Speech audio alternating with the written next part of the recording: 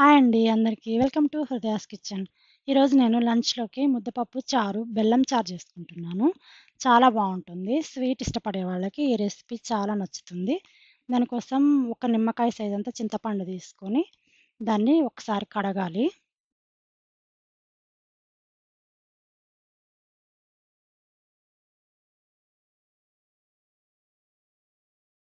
ఒకసారి బాగా కడిగేసి, అందులో కొన్ని వాటర్ పోసుకొని నానడానికి పక్కకు పెట్టుకుంటాను. ఈలోపు ముద్దపప్పు కోసం ఒక 1 ½ కప్పు పప్పు తీసుకున్నాను కందిపప్పు. దీన్ని ఒక 2 సార్లు కడుక్కోవాలి.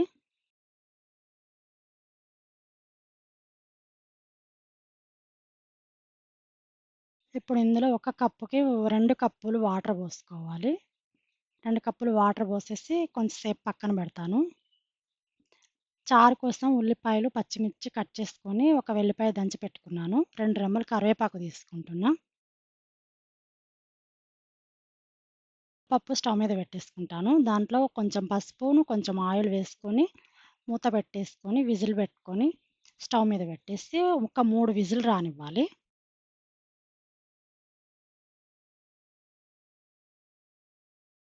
ఈలోపు నేను చారు కోసం చింతపండుని పిసికేసి పక్కకు పెట్టుకుంటాను. విజిల్స్ వస్తున్నాయి. నా పప్పు రెడీ అయిపోతుంది. అది ఆ ప్రెషర్ అంతా పోయే వరకు వదిలేయాలి.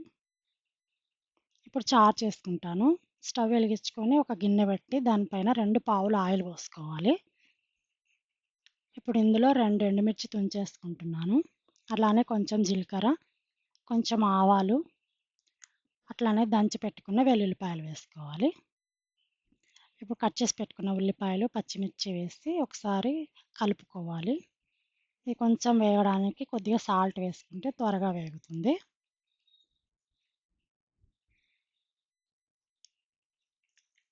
ఇప్పుడు 2 రెమ్మల కరివేపాకు ఉంది గదా! అది కూడా తీసేసి అందులో వేసేసుకోవాలి.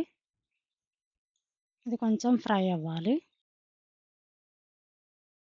కొంచెం ఫ్రై అయిన తర్వాత ఇందులో నేను కొంచెం పసుపు, కొంచెం మిరియాల పొడి వేసుకుంటున్నాను. ఇది కొంచెం వేగిన తర్వాత ఇందులో చింతపండు రసం పోసుకోవాలి. నేను ఇందాక చింతపండు కలిపి పెట్టుకున్నాను గదా! దాన్ని వడపోసుకుంటున్నాను. ఆ జ్యూస్ అంతా పోయేదాకా పిండేసుకోవాలి. ఇప్పుడు మనం ఇందులో ఎంత పులుపు కావాలో చూసుకొని వాటర్ పోసుకోవాలి. సరిపడినంత వాటర్ పోసుకొని ఇందులో ఉప్పేసుకోవాలి. నేనైతే ఒక 3 స్పూన్లు ఉప్పేసుకుంటున్నా. కావాల్సినంత లేదంటే అది సరిపోకపోతే మళ్ళీ చెక్ చేసుకొని తర్వాత వేసుకోవచ్చు. కలిపేసుకొని కావాలంటే ఇందులో కొంచెం కారం వేసుకోండి. లేదంటే అవసరం లేదు. ఇది కొంచెం మరగాలి. మూత పెట్టేసుకొని మరగనిద్దాము. కొంచెం మరిగిందండి. కొంచెం అది మరుగుతూ ఉంటుంది. నేను ఈలోపు నా పప్పుని అది ప్రెషర్ అంతా పోయింది. దాన్ని తీసేసుకొని కొంచెం ఉప్పేసుకొని పప్పు గుత్తితో మెత్తగా మెదుపుకోవాలి. చాలా మెత్తగా మెదుపుకోవాలి. మెత్తగా అయిపోయింది. అది కొంచెం లిక్విడ్‌గా ఉంది గదా! అది కొంచెం చల్లారితే గట్టిగా అయిపోతది. ముద్దపప్పు రెడీ అయిపోయింది. ఇప్పుడు చారు బాగా మరిగింది. ఇందులో మనం స్వీట్‌కి సరిపడినంత బెల్లం వేసుకోవాలి. ముద్దపప్పు, బెల్లం చారు చాలా బావుంటదసలు. ఒక్కసారి ట్రై చేయండి. స్వీట్ ఇష్టపడే వాళ్ళకైతే ఈ రెసిపీ చాలా నచ్చుతుంది. మన దగ్గర కూరగాయలు ఏం లేనప్పుడు ఒకసారి ఇలా ట్రై చేయొచ్చు. చూసారుగా నా చారు కూడా రెడీ అయిపోయింది. ముద్దపప్పు, బెల్లం చారు. ఈ రెసిపీ అయితే మీకు నచ్చినట్లయితే లైక్ చేయండి. మీ ఫ్రెండ్స్ అందరికీ షేర్ చేయండి. మర్చిపోకుండా సబ్స్క్రైబ్ చేసుకోండి. ఇప్పుడు మా అబ్బాయి టేస్ట్ చేస్తున్నాడు.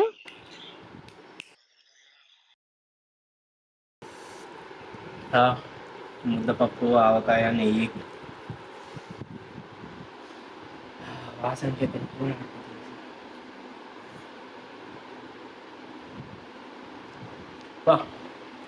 అసలు దీన్ని కొట్టి ఇంకొక ఐటమే లేదనుకో. చికెన్ బిర్యానీకి బదులు ఇది పెట్టేమో మీరు రోజు అసలు తిని కూర్చుంటాం.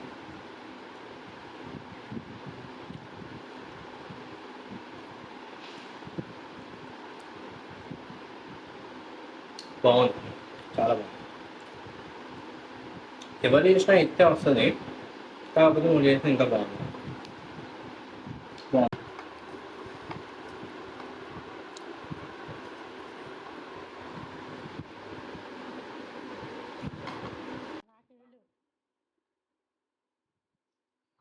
ముద్దపప్పు ఆవకాయకి ఇంత కూడా వదిలిపెట్టాలంటే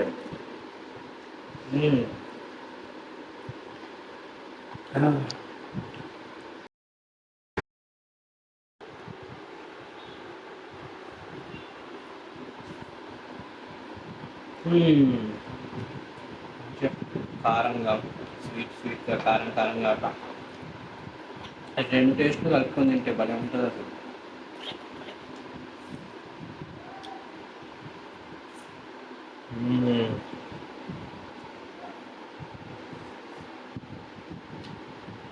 భలే ఉంటుంది.